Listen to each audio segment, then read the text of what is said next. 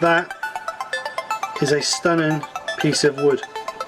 I would have never thought in a million years that that would have ended up coming out. Don't even see it very well because it's so shiny, the light's reflecting off of it. But I took that bit.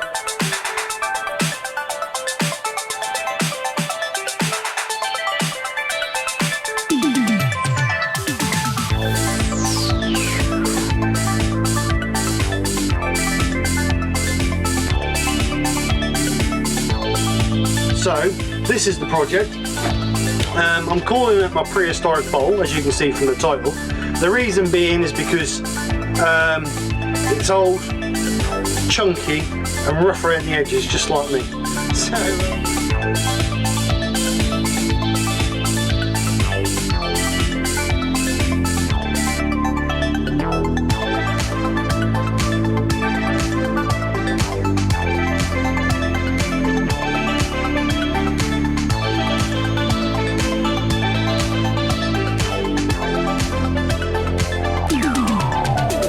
sticky and horrible. So yeah, yeah, nothing else to say really. It's failed. No good. So I'll see you guys next week. Fresh new project, one that works. And take care. Speak to you soon, and bye for now.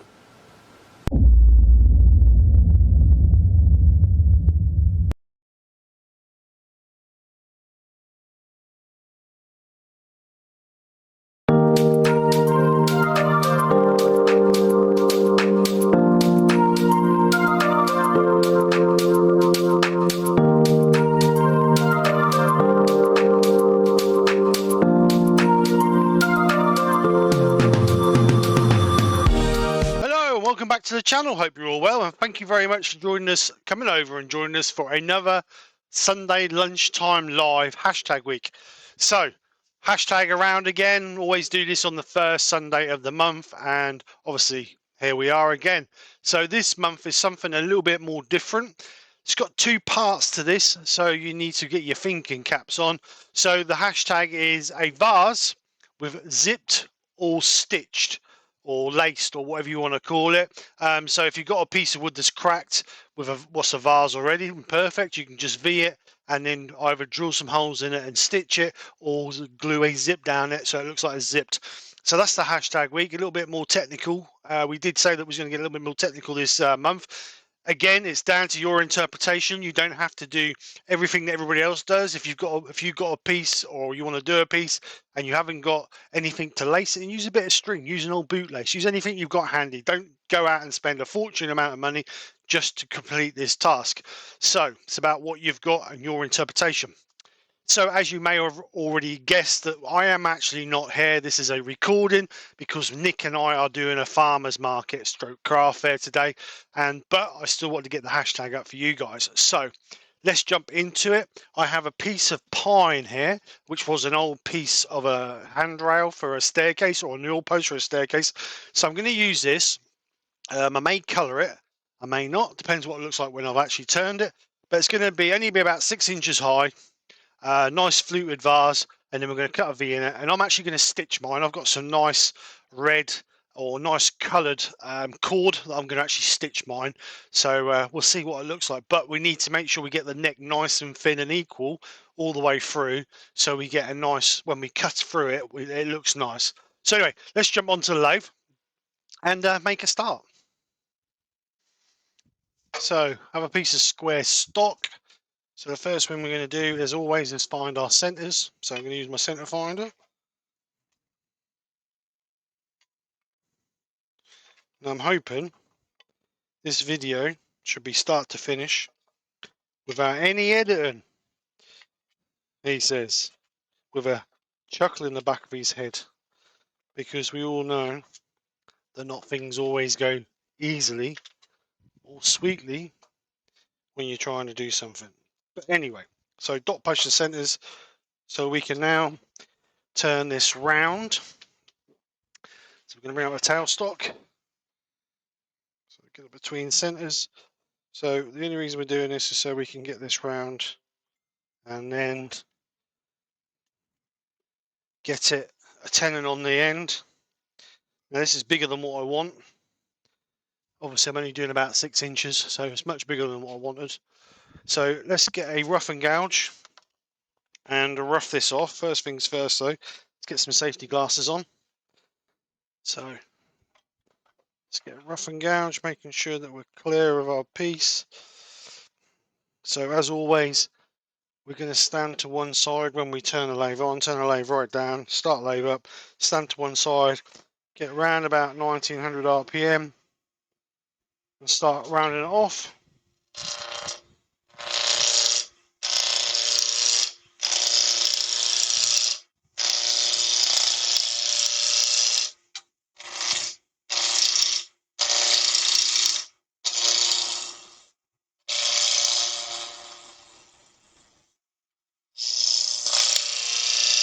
So being pine, it's most probably going to splinter, but we're going to get the best we can out of it.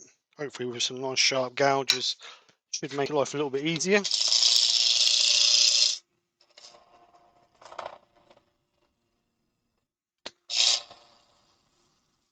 So we only want this just round.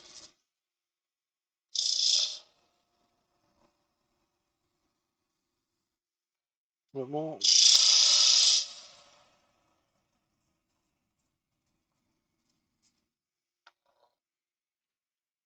So I think I'm going a little bit more. Yeah, a little bit more.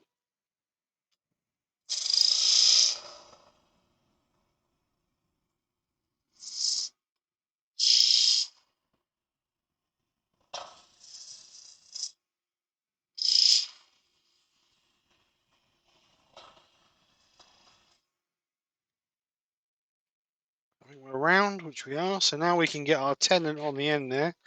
So the tenon we're looking for, the SC4 chuck. So I'm looking around about 46 millimeters, which I think is about the right size for a tenon. So we'll get a bead and parting tool, and we're going to put a tenon on here. Just square that off first. So as always, we're going uphill with the bead and parting tool.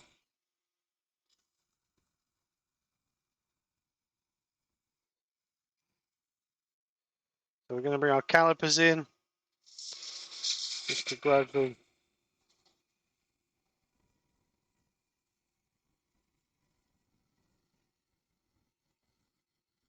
that's where we want to be. And now we'll bring in the other side.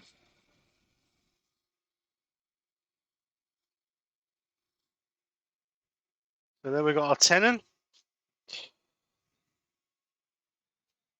So now we can move that all up, and we know we've got a secure fixing on that end. So let's wind that out. We've got tail stock for now. Remove stub center. Bring in our piece. Bring in our tail stock, because we still use a bit of tail stock support. So as we're looking here, we're looking so we've got anywhere between a 3 and 5 millimeter gap in our jaws. So if we zoom in a little bit, you can see here we've got a nice what's that, 3.5, 4 mil gap, something like that. So that means that our chuck is at its optimum clamping capacity. So we know we've got a good hold on it. Right, so what we can do now, start getting some shape on this. So like I said all along, I only want about 6 inches long, so we're going to put our end about there somewhere, so it gives us room to part off. And we'll measure about 6 inches up, so 150 mil. So I'm looking for a sort of gradual fluting in for our stitching, and then a bit of a bulbous at the bottom. So that's what we're looking for. So the first thing I'm going to do is I'm going to put a parting line in here, just so I know where I'm going. So as always, put a parting line in there, a little bit of a relief cut. So we're not going to go too thin at the moment, because obviously we've got a hollow out, so it gives us chance to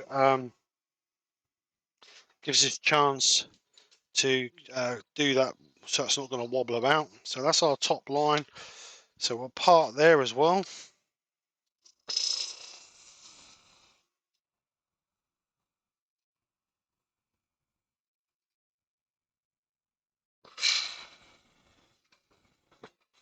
We're going to get rid of that eventually, but we'll keep that for now. So now we can start getting some shape on there. So I'm going to bring my bulbous bit in around about there. So what we're going to do, I'm going to start removing some of this waste with a bowl gouge.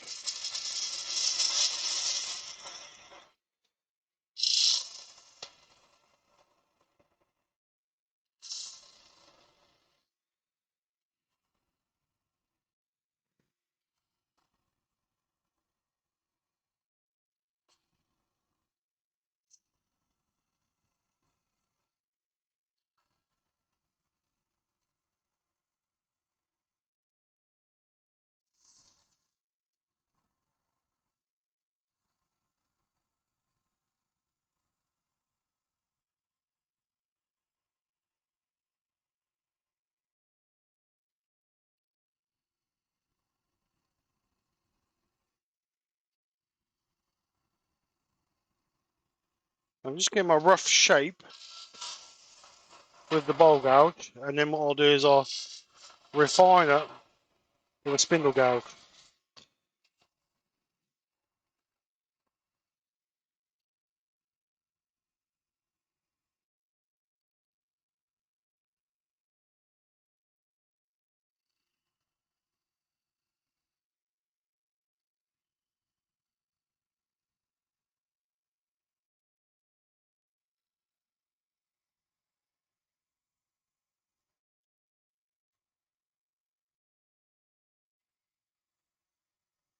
So we'll bring a spindle gouge in now, just to refine that a little bit.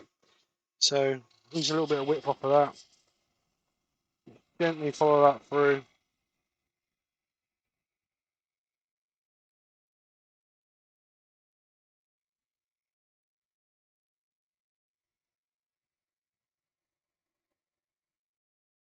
We don't want the neck too big.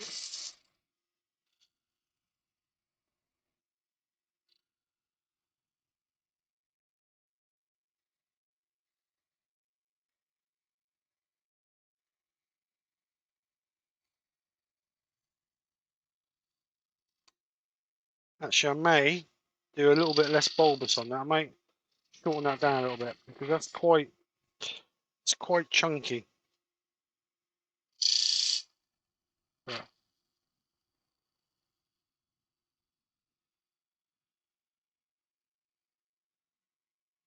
That's a nicer shape. Nice swooping flow into that. Actually, we could do a bit of a sphere in there, a bit like last month.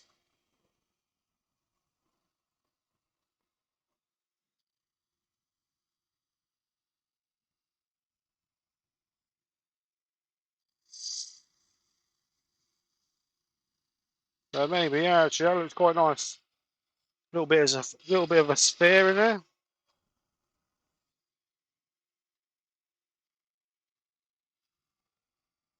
Getting a bonus, you're getting 2 hashtags in one.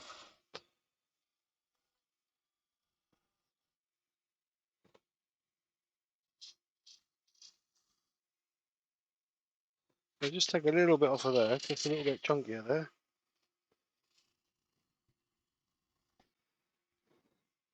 I like that shape. So what I'm going to do now is I'm going to part that through nearly all the way, and then we'll start hollowing.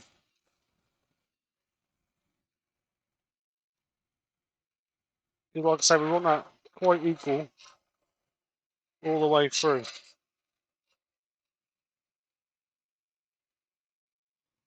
So stop that. That should break off nice and easy. Oops, knock the camera out of the way. So we've got our basic shape. As you can see, basic shape. So what we're going to do now is we're going to start hollowing in here to create our neck. But what I think what I'll do is I will drill through with a Forstner bit. So that will give me a nice even hole all the way through. Then I can take it a bit deeper down. I'm not going to hollow this out. It needs a bit of weight because if not, it may fall over. So we'll measure the width for that, and then we can know what size Forstner bit we can get down the middle there. So calipers, which are here.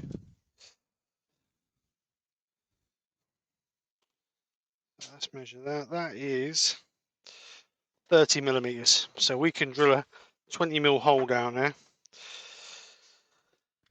without thinking about it. So we know 20 millimeters is going to give us plenty of room. So let's find a 20mm Forstner bit. What's that one?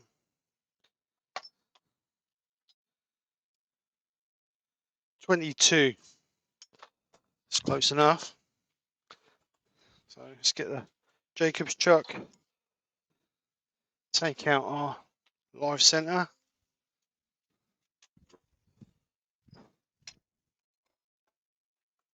So let's put on a camera that we can see.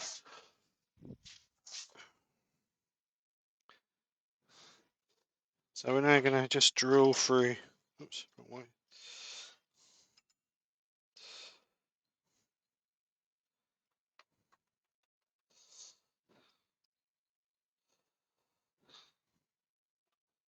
So we'll drill that as deep as we can get it.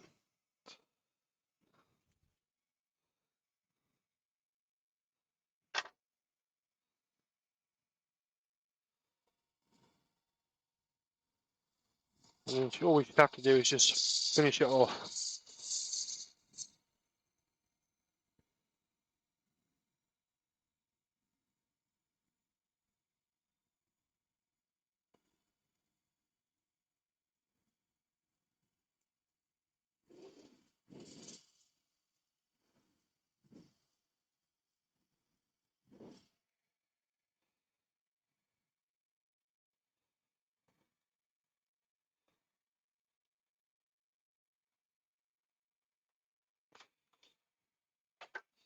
So we need just to extend that a little bit.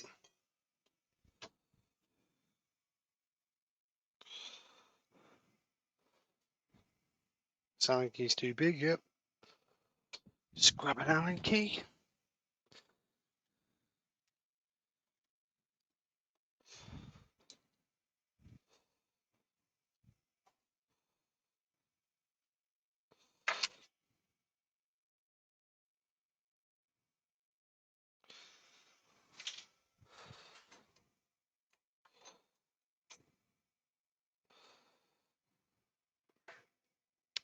So we'll just measure that, how far we need to go down. So we don't want to go down no more than 5 inches. So roughly just past that red line there.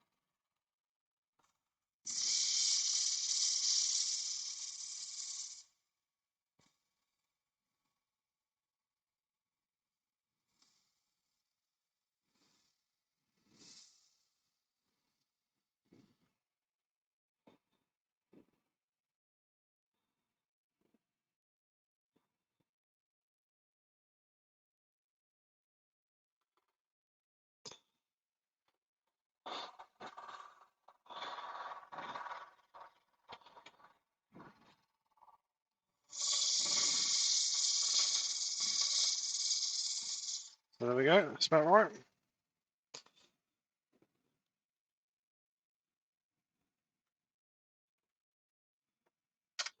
So that is our depth we want. So now we can start hollowing that out. So we're just going to gently back hollow that to start with.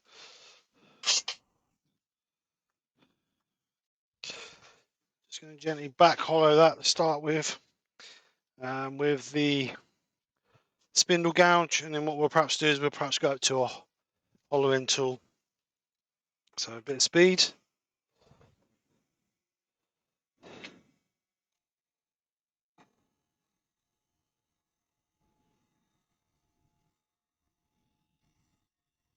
We want a nice even wall thickness for this. If not, when we come to stitch it, now look, not right.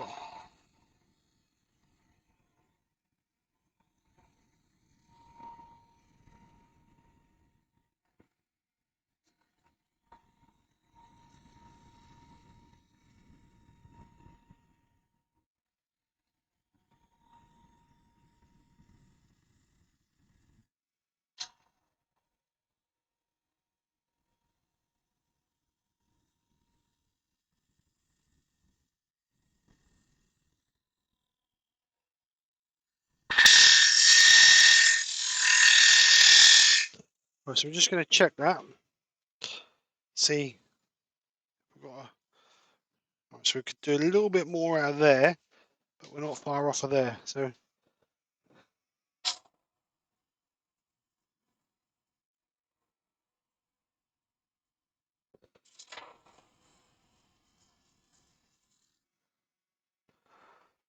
don't want to go too thin, because if we go too thin, when we come to pierce it, there won't be nothing there to grab. So we just need a little bit more out of that middle bit.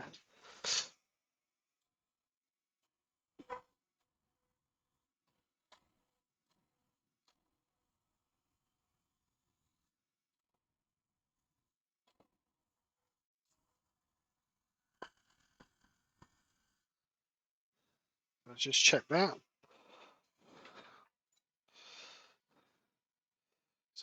deep as I can get. We just need to clean that out.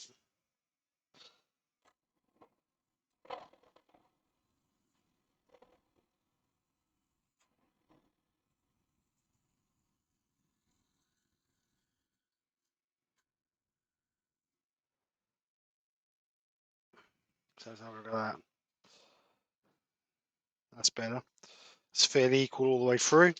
So now what we're going to do, I'm not going to go no thin on that, because if we go too thin, it's not actually going to work properly. Like I say, when we come to drill it, it may split out, and we don't want to do that.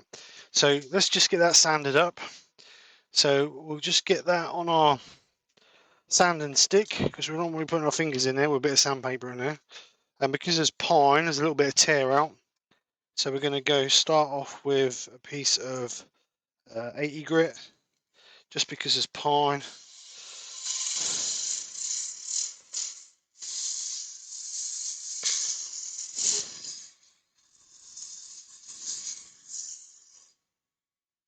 Extraction always helps.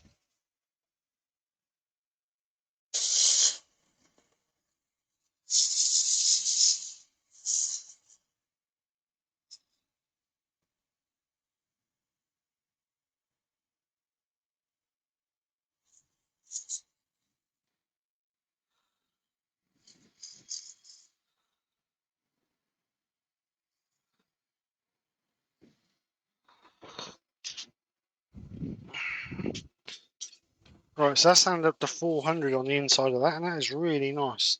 Really, really nice for a bit of pine. So we're just going to sand this edge. Get that the best we can get it.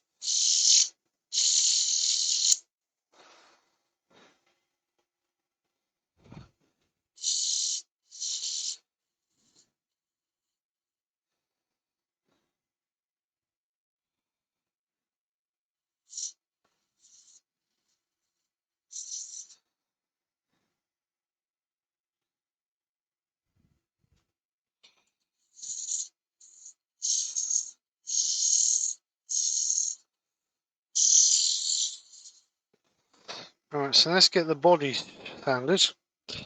So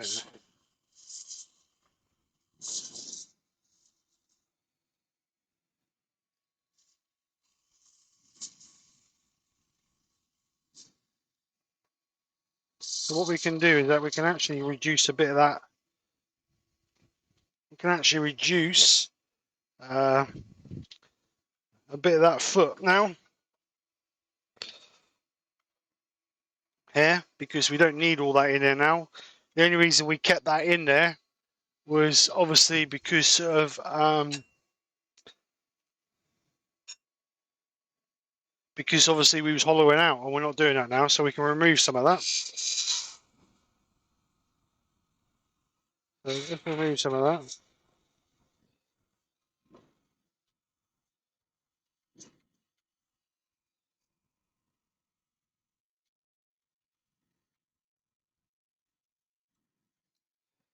So let's gently sweep that in with the spindle gouge,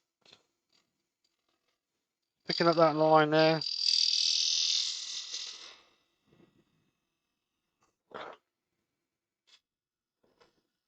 Then we'll have that little bit of a foot in there just to put the sit on. So let's get our 120 grit sandpaper and just sand that in.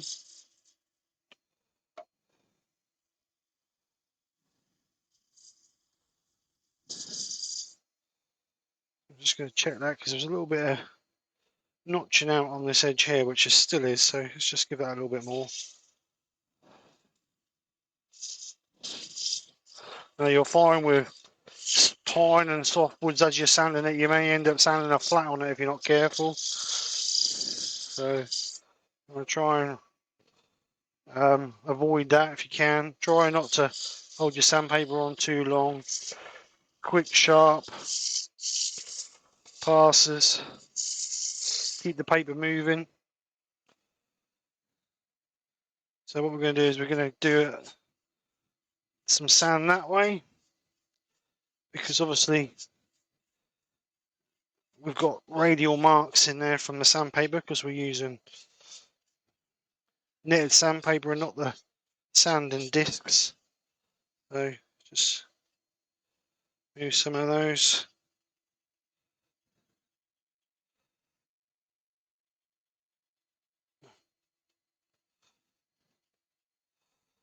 So that's 180. Let's go 240.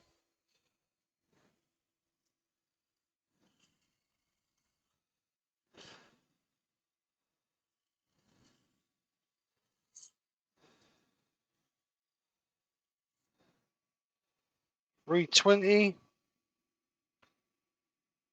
I can find it.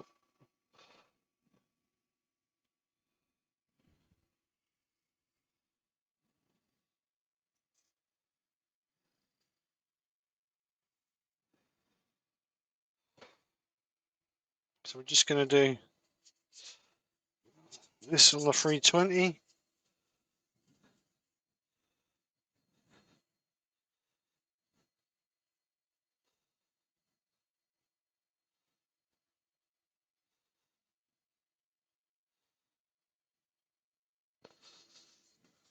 So the final one, 400 grit.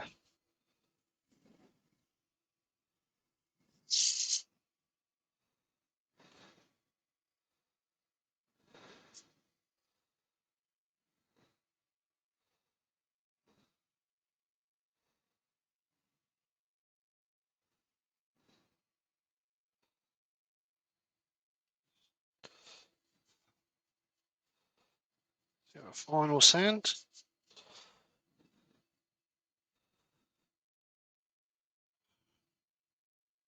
So I'm going to actually cut this before I colour it, because we don't want to we want to colour the actual piece. So what I'm going to do is I'm going to get a pencil, a sharp pencil at that. So let me sharpen this pencil up and mark my V that I'm going to cut out,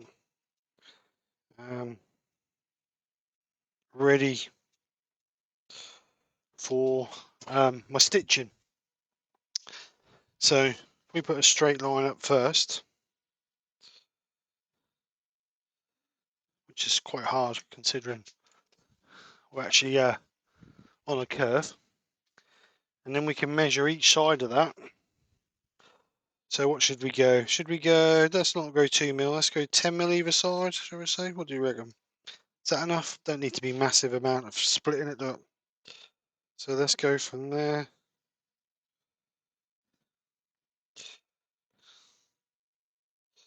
to there.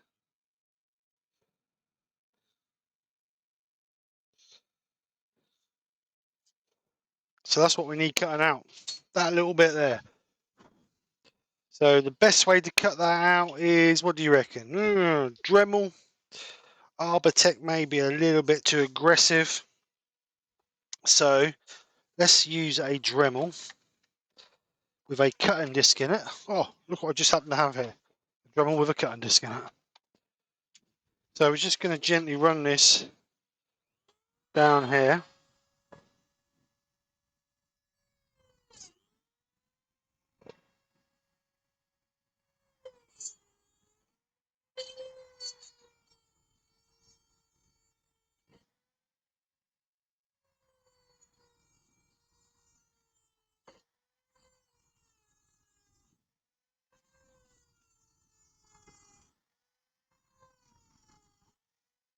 This blade's a little bit flexing a little bit.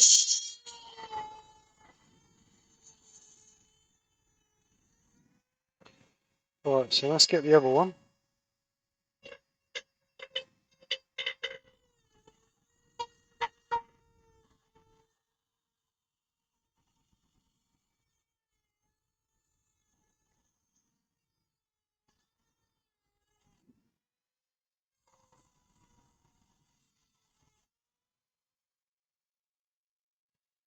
Good.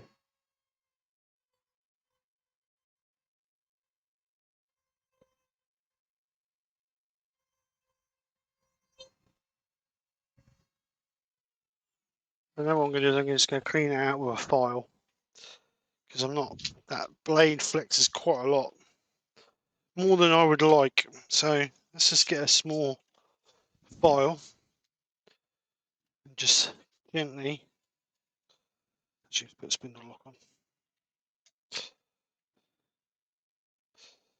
So just gently using this is a metal file. The rasp would be a little bit too aggressive, I think. And what you're looking for is, you see that that's fairly equal. It's a little bit thinner here, but I think we could we can live with that. So we're just gently sanding that up, or filing that up. Once we get it roughly where we want it, we can just gently sand it with a bit of sandpaper. But a file will give you a nice flat surface where a bit of sandpaper won't do that.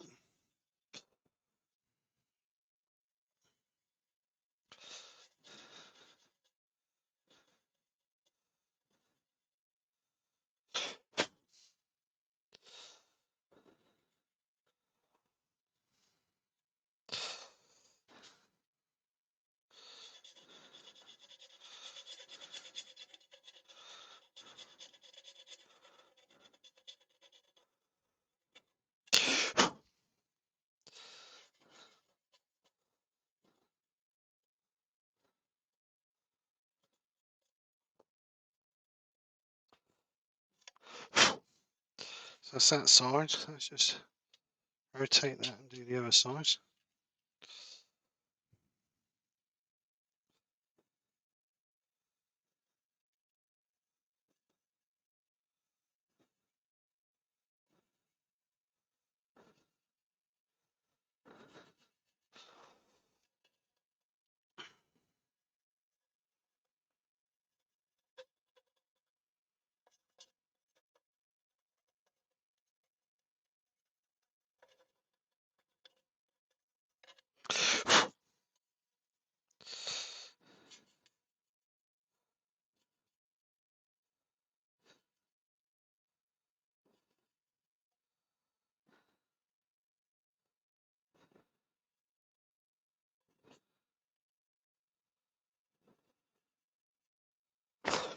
Right, so that's filed out a little bit. So let's just get a bit of 180 in there and just gently sand that.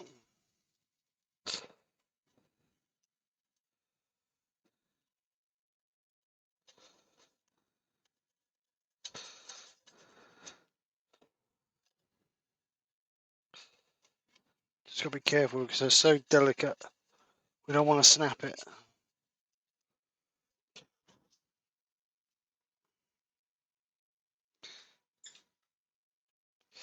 So we're just going to get that a little bit in there.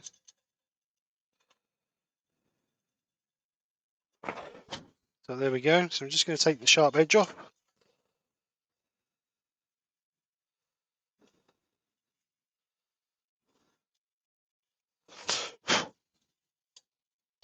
So there you can see, just zoom in a little bit more. So there you can see my nicely, see about focusing a little bit there. So there you can see my nicely cut split. So what we need to do now is drill some holes in it for our cord to go through. So the cord I'm going to be using is, I bought this bag of cord from eBay or Amazon. Loads of different colours in here. So depending on what colour I colour the vase, depending on what colour cord I go in. So I'm thinking gold on the inside and gold on this edge here, and then red with a little bit of black fading in there, and then we'll use a gold cord. That's what I'm thinking, or a yellow cord. I just think that'll be a contrast between the inside and the outside if I can get it out of the bag. So the gold would be our cord. So what we need to do is we need to obviously work out where we're going to put our cord. So we'll put the first one around about there, and then I think that is 75mm long, so I reckon every 10mm.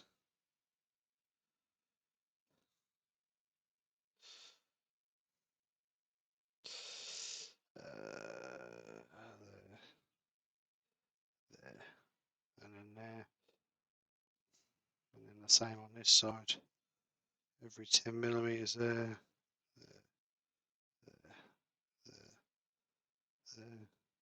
there. They don't look very equal, do they?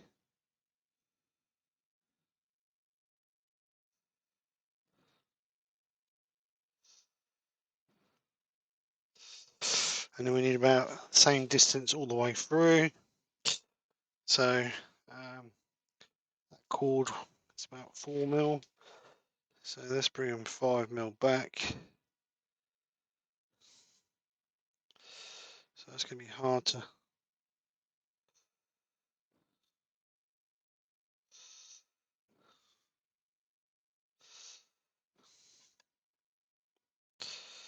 About 5mm. About 5mm. About 5mm. So as always, this is all about your interpretation. Just be careful when you're drilling these though, because this will be quite delicate because it's quite thin.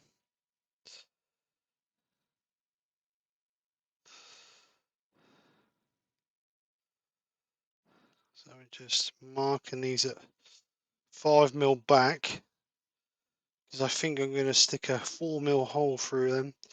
Then obviously we need enough to bite it through. No, that one there. That one. That one. That one. That one. That one.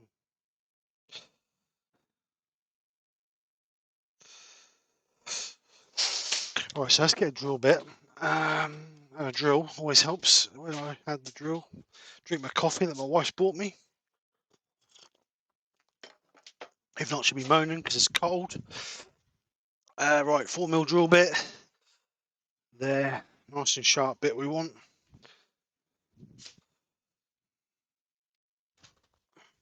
So we're going to drill this nice and gentle. And what I'm going to do is I'm going to get a piece of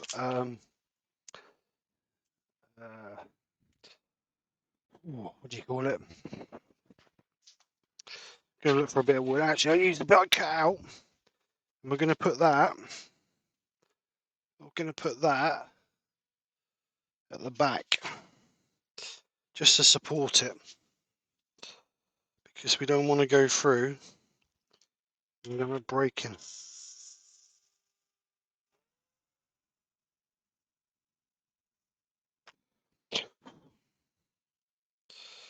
Should have drilled these really before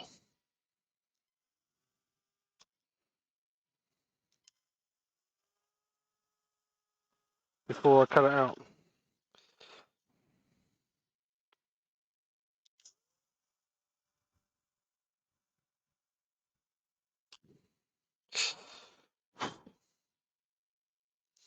And a brad point piece drill bit may have been better.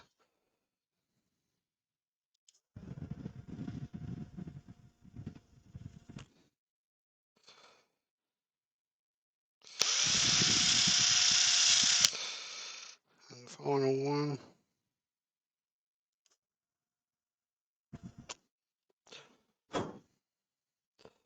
So maybe not perfect, but good enough for what we want. So again, gently the top half of the more delicate ones, because obviously there's nothing at the top to support it. The further you go down, the more. That's not what I want to do. It's just split. Put a little bit of super glue in there.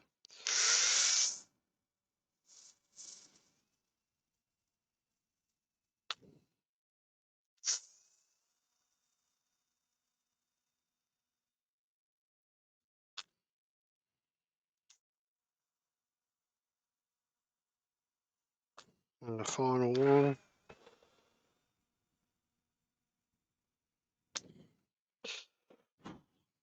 So other than that little bit there splitting, it went quite well. So let's get a little bit of super glue in there. Have I got any super fine? Have I got any fine super glue? Let's have a look. Medium.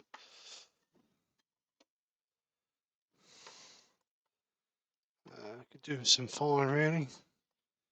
I haven't got any. So I've just taxed this out of my van. So hopefully we can just get a little bit in there. Just enough to support that. And then we can sand it down.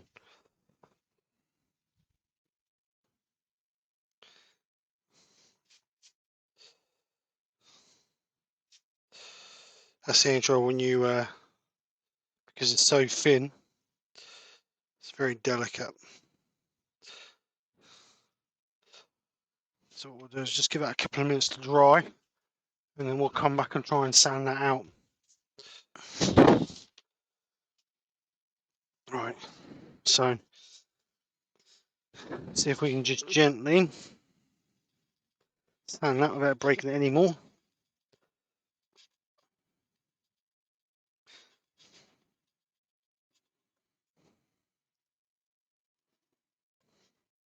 Right, so let's just gently move that up to some grits, just to make that a little bit more acceptable. Because that's a bit, I've taken that with a bit of 80 grit just to get rid of that super glue. So it's 180, 240.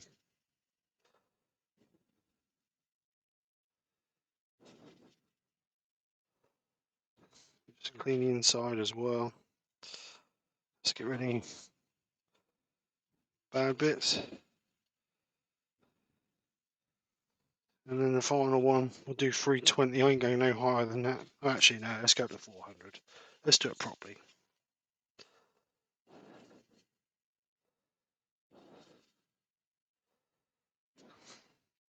And then finally, 400.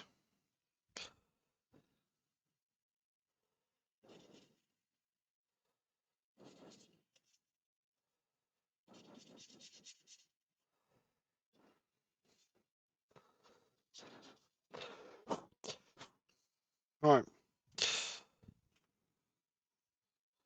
Just need to clean the inside of that because it's a little bit rough on the inside of that.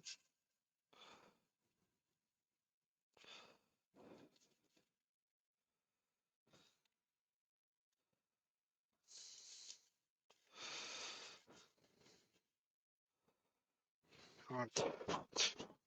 So let's get some sand and sealer on that. And then we can then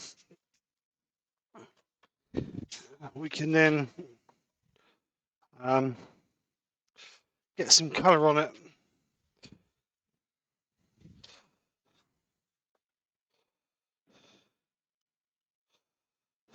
So being pine, perhaps going to need a couple of generous coats of sand and sealer.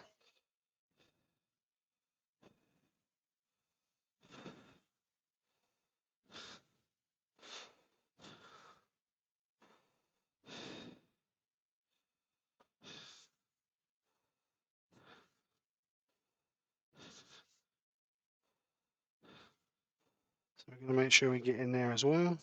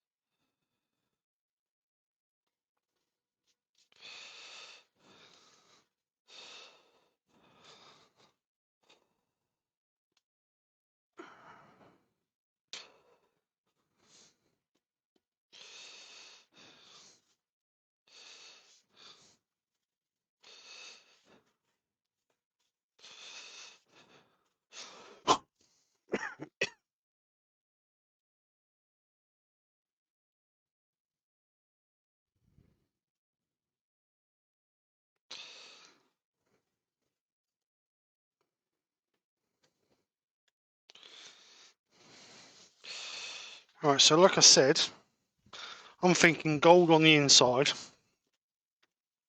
and then red on the outside. Whether what I did say about feathering it in with black at the bottom, but I'm not 100% sure on that one. But we'll see how it goes and then see how it comes out. So let's get some brushes. So like I say, chuck it on the floor, Steve. So I say gold on the inside. I'm using the calligraphy inks on this, so I think that would be really suit that. I'm going to try and get that down as far as I can get it. It's still quite wet in there, so let's just dry that out with a hot air gun.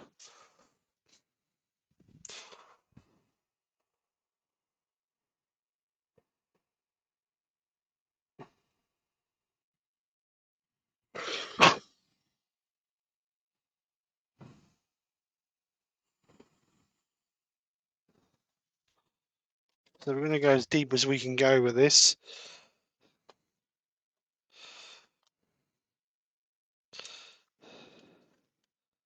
Hopefully right to the bottom.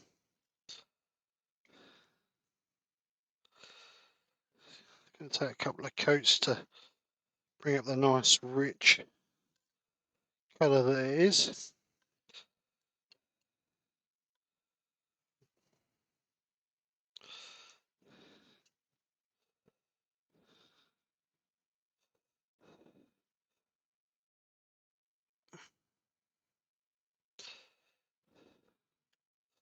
So we'll just do that edge as well with the gold.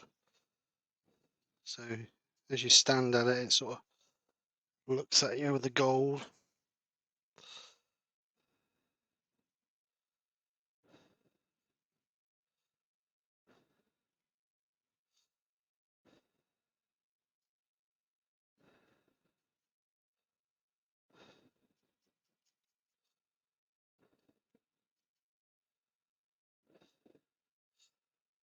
And I want to do this edge here as well in gold.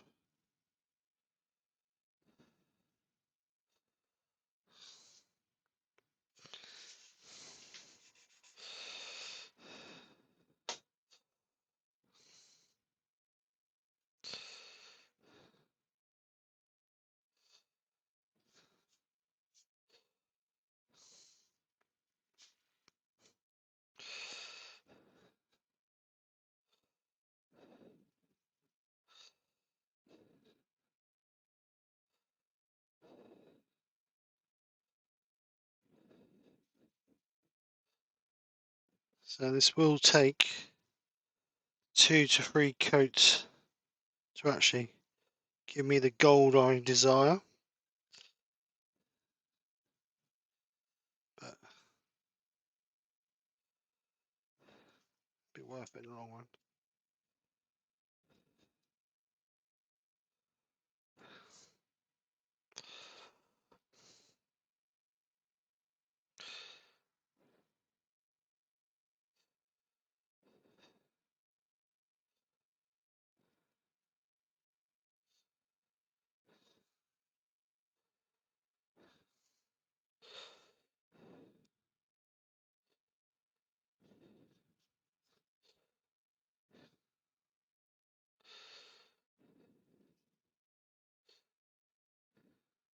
Right, so we'll let that dry for a little bit, and then we'll give that a second coat, or another coat, shall I say. So we want it nice and gold.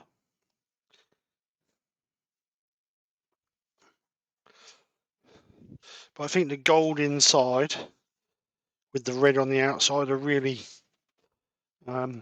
show.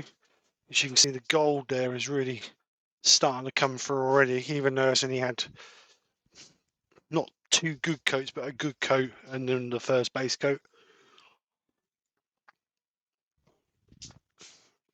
So let's just get the heat gun on that and just dry it off a little bit.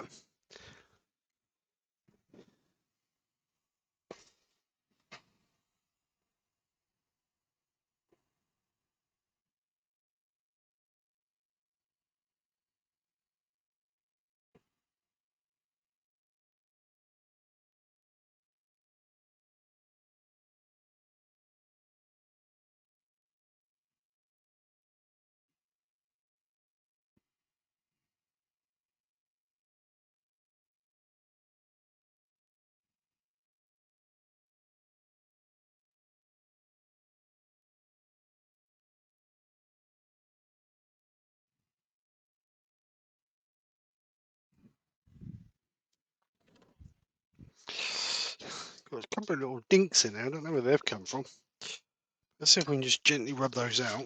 Because if not, when we colour that, you're going to see those. They're going to stand out like a sore thumb.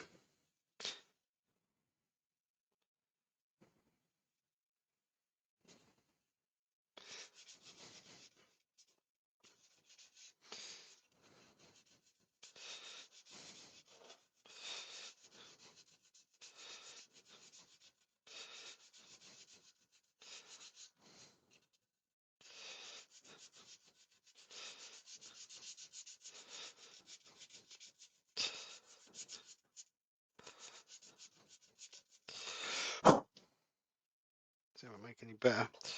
Alright, so let's give us another coat of gold. This will be its last coat.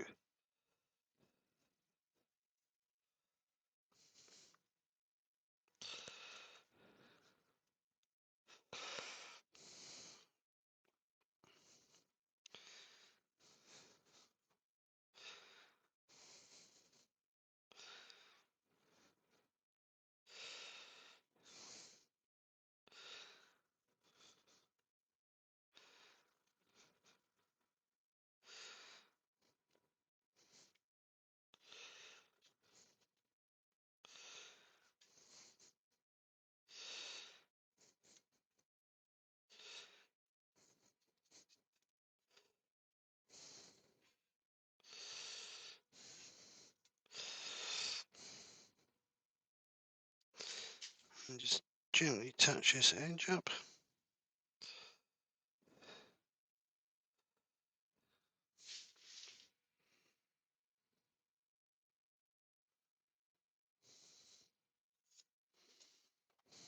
So that's the gold done. Now I don't want to be putting on the red too thick and going over, that's bleeding through into my gold. So I'm going to do a nice couple of light coats of the red, just so we get a uniform colour.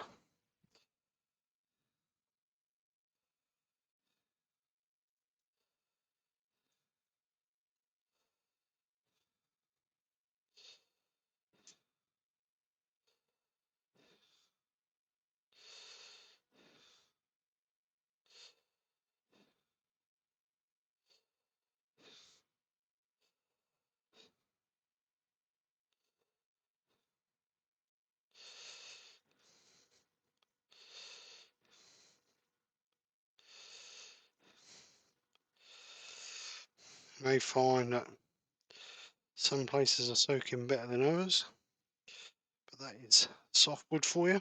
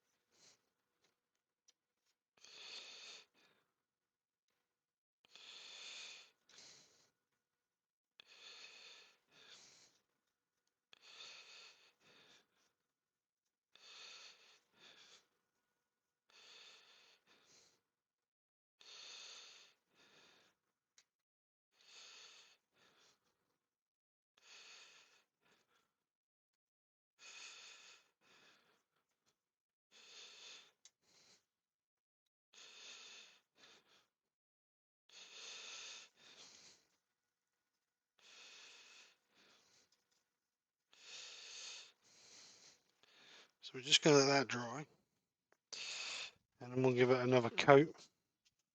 Like I said, I don't want to make it too wet, because I don't want it bleeding through in on the gold.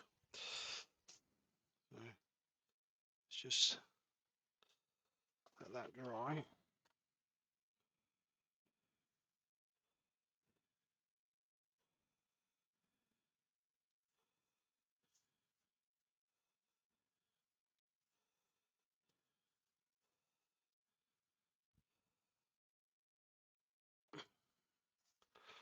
Just let that dry.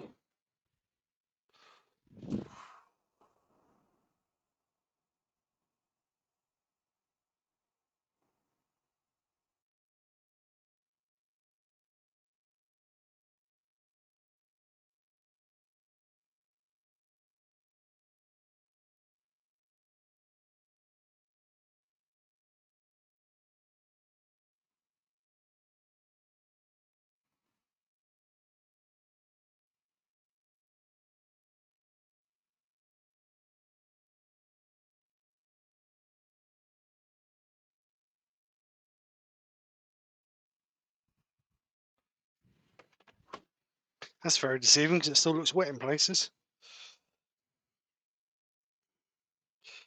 So let's get our second coat of red over. This should just make it look a bit more vibrant. This one I shall leave to dry without wiping any off.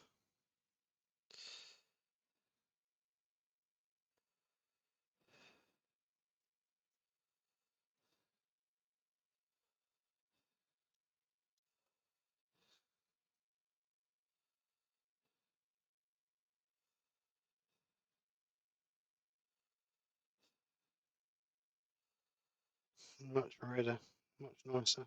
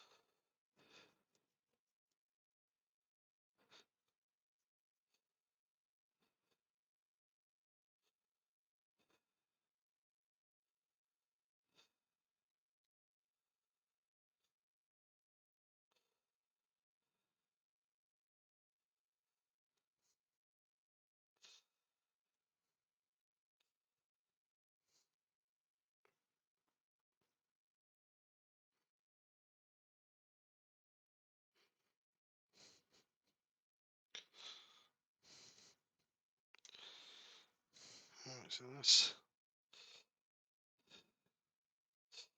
our red done. So we're going to leave that to dry. Right, so what I'm going to do is I'm going to give this a coat of acrylic gloss lacquer just to enhance the colours and give it a little bit of a shine. So let's just give it a light dust coat. Make sure we get all the bits off of it first. We don't want all that in the bottom of our.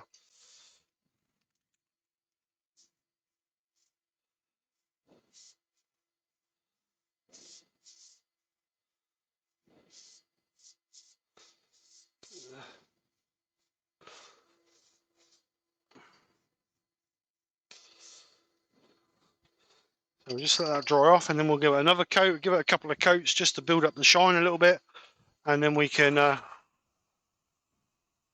lace it up.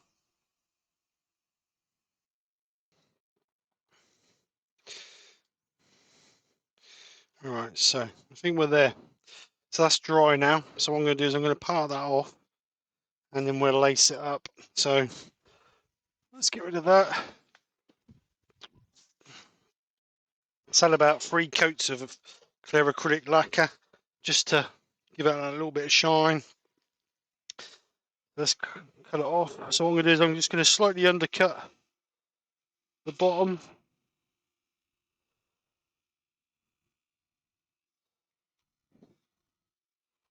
I want to make a nice gentle pass in there, so hopefully get rid of all the tear out.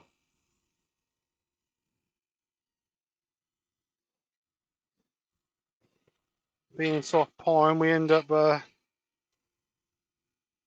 some tear out, which hopefully we can get away with.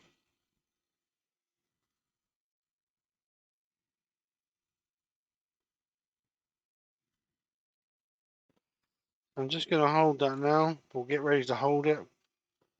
Gotta be careful because the acrylic lacquer is still not 100% dry.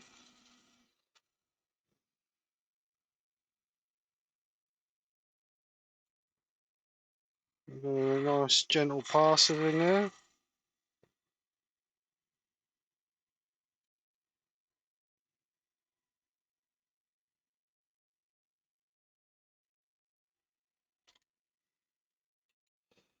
There we go. Let's just lay that there for now. Stop that. Get rid of this. Bit of wood. Put our Jacob's chuck in. And we can just gently sand the bottom.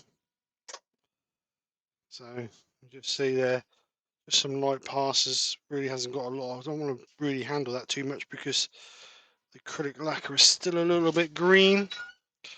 But we're just gently gonna sand the bottom of that up. I'm only going to take it up to about 120. So we'll start off with a bit of 80 grit. Just to get rid of that nub.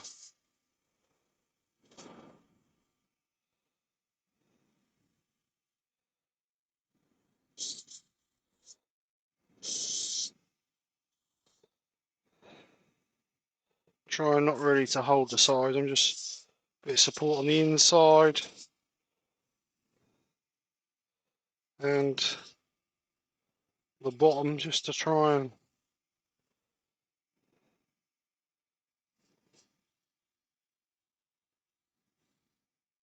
I'm actually not going to take it no further than that because like I say the lacquer is pretty green and I don't want to end up with fingerprints all over it. So let's get this out of here.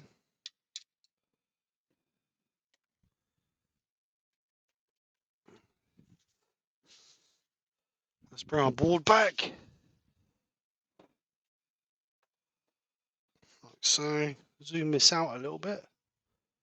So now we can, too much. Now we can start doing the stitching in the side. So let's get something to lay that on. Again, it doesn't want to be anything that's harsh because we don't want to scratch it. I think what I might do, I'm just going to give it 10 minutes just to harden off a little bit, and then we'll come back and stitch it up. Right, this has had about 10 minutes to dry now. So let's see if we can get it laced up. I'm just going to find a bit of cloth that I can lay on there just to lay it down so we can lace it like so. So I'm not sure how much we need, so I'm going to cut a piece off and then we can just trim it. I know it's a bit wasteful, but I'm not sure how much I'm going to need, so let's cut it about there. Now what I've done is I've heated and melted this end so that we can start to thread it through a bit easier, he says.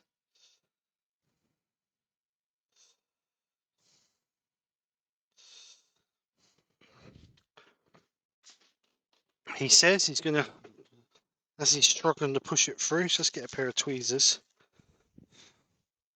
See if we can just pull that through a little bit better. There we go. So now we need to push it through the other side.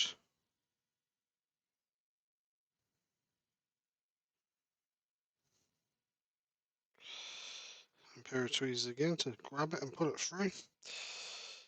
So let's get that fairly equal. And then we can start lacing it up like we would a pair of shoes. Actually, no, I'm not going to do that. I'm going to do it the other way. So it wants to go through. Just melt that a bit more. And then melt that one as well. So we've got a nice So what we need to do, obviously, if we're going to do it like a pair of shoes, we want the lacing on the front, don't we? So that needs to come in like that. And then this one needs to come in like that. And then we need to bring them both the same up like that. That's how we want them. And then we'd bring this one through this one.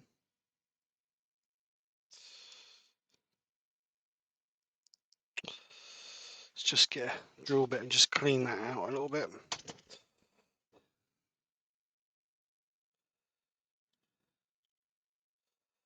Just clean all that a little bit with lacquer and cellulose thinners and all the other muck we've chopped through the holes.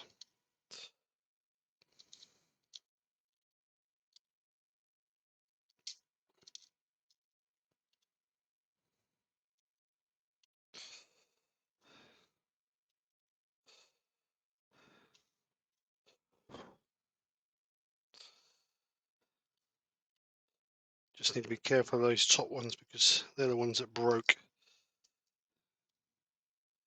We have to glue up. We don't want to break those out again, do we?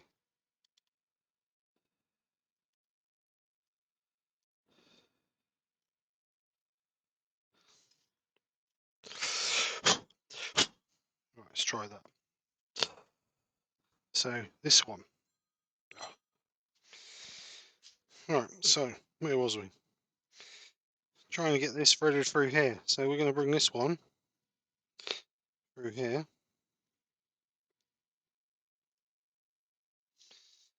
And then we're going to bring this one through here.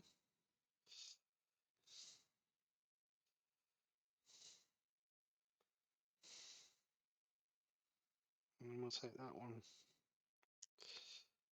through there.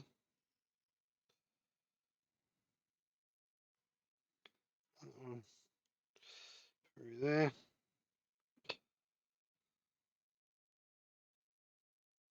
That one through there.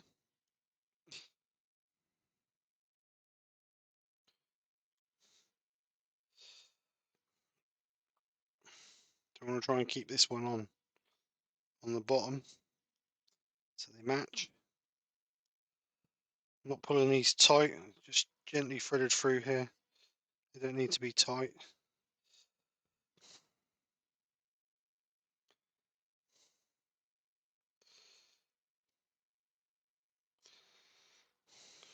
Don't know if I've got enough string. Gonna be close. So the question is now, I think I may have messed up because when we come to tie that, that's going to be on the inside, isn't it? So we've messed up there. They need to come through on the outside.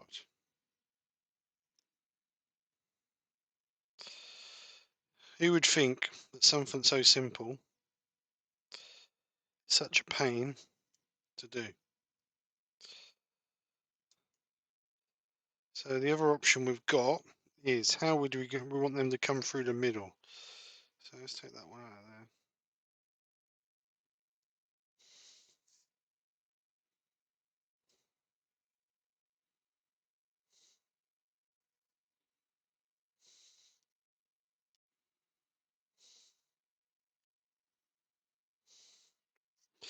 So the other way we could do it is if we brought that one through here, so they all come through the back.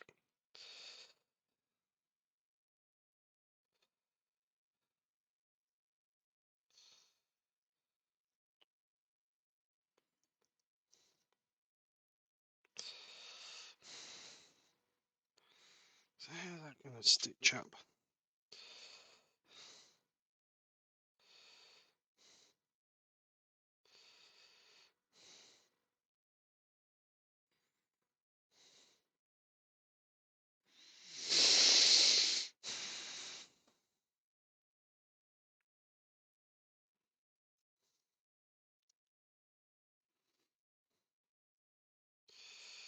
Let's try a different way. If I got 2 holes on one side, is that going to work? So 2 holes on that side. So then this one goes through there, like that. That one will go through there, like that. It's looking good so far. So then this one goes up to that hole.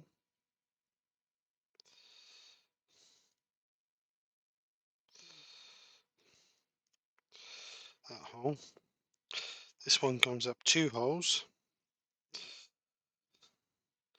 So then that one goes in there.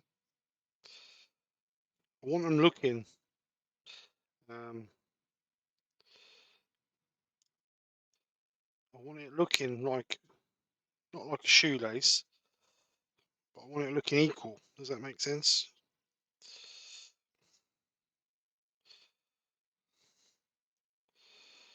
So then we're going to miss one, aren't we? Because that's got to come. Oh no, that's got to go through there. No, that ain't going to work either. Oh my goodness.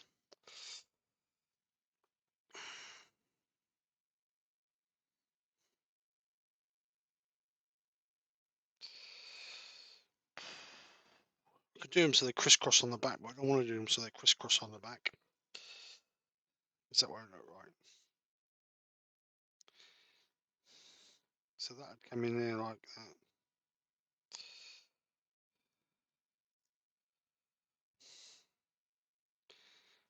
And that one would go in there like that. But the trouble is with that is,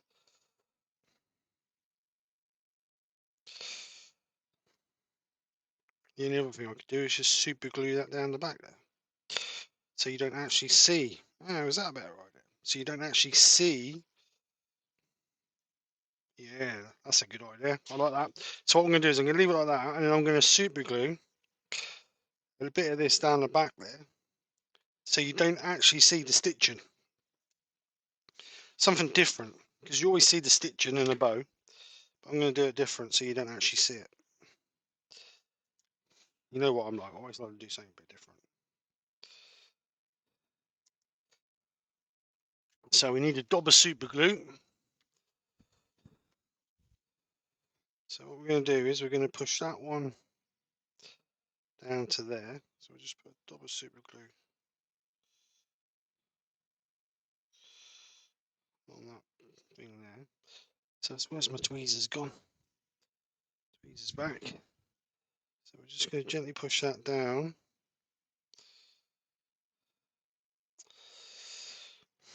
He says.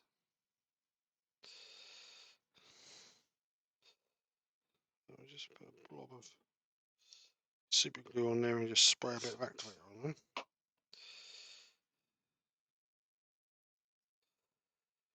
Like that. And then we'll take that one down to there. We'll just put a blob on there.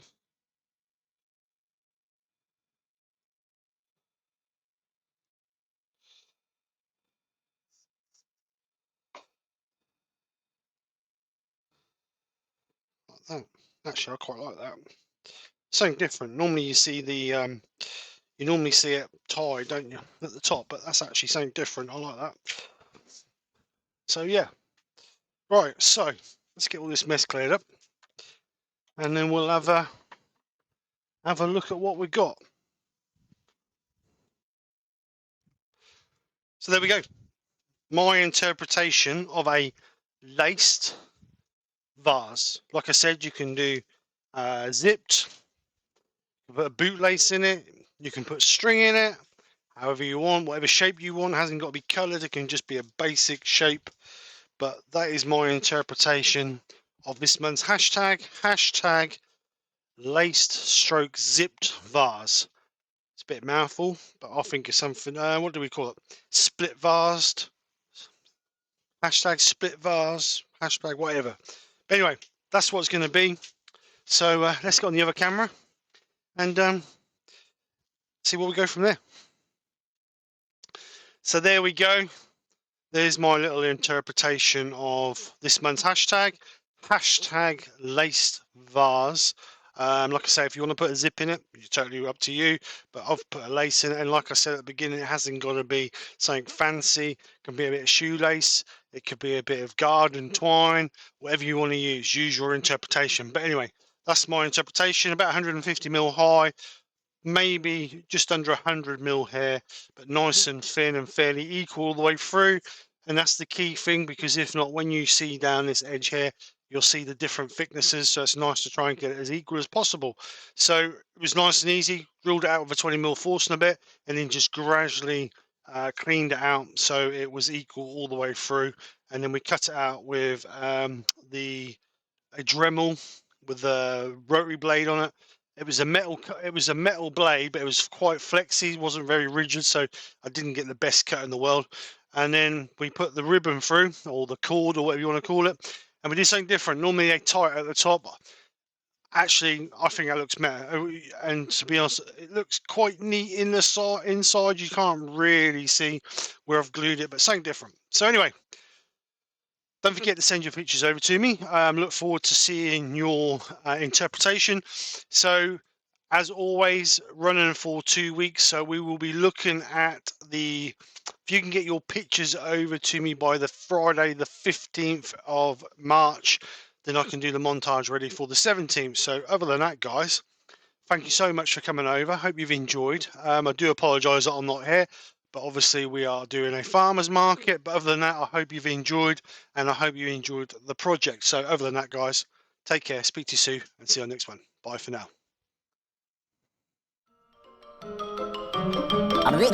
That's all, folks.